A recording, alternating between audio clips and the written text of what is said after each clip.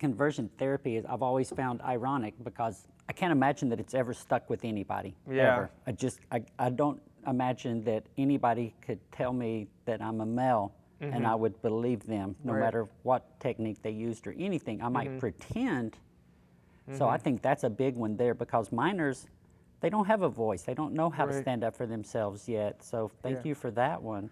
Totally, and you know, a lot of the foundations in the past were, you know, based on religion and Christianity. And anytime I talk about religion, it's important to say that there are some people of faith who don't support LGBTQ people, but there are a lot of people of faith who love and accept people as they are. But conversion therapy was really rooted in some religious sort of fundamentalism. You know, people remember, and still exists, some like camps that people can go to where they try and make LGBT people straight or cis. And then what's particularly troubling about this bill is that it's for people who are under 18. And so when parents first hear their child has come out, they're in this really vulnerable place, right? They're like, I love my child, unequivocally. Parents are almost, you know, I love my child, I want to help them. And then if they're getting misinformation about conversion therapy and that it's effective and it makes their child happier, well then, you know, it's hard to get angry at a parent who loves their child and wants to make them happy, but is just misinformed. Right. So banning it sort of prevents this sort of quackery, these so-called doctors, preventing them from offering it to minors who are also very vulnerable. You know, when someone comes out or starts recognizing, a lot of my friends, I think when they're young and starting to recognize that,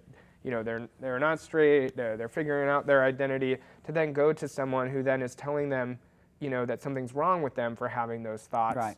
You know, they're more susceptible to that. They haven't built their even as an adult, Kyle, I Sure. struggled with that because when I finally transitioned, the first thing my family did, being very fundamentalist Southern Baptist, they were concerned for my soul. That's how Yes. how they're approaching this. Most fundamental Christians are approaching this as this is a soul going to heaven or going to hell thing, I believe. And maybe there's some hate involved with it too, but in my case, I think it's that they're afraid that I'm going to go to hell. Sure. So as soon as I transitioned, there was a foundation, an organization called the Exodus organization. And I started receiving pamphlets from them. My family started putting me in contact with a transgender woman who had gone through the therapy program and now professed to be cisgender and not transgender. Right, yeah. Well, the Exodus Foundation has since folded and has apologized to all of the people's lives that they've destroyed. And that was a very fundamentalist, religious-based organization that said, oh, wait, we have really harmed some people. So there is hope that we can change these minds. Now, the transgender woman that claimed to become cisgender, I haven't spoken to since.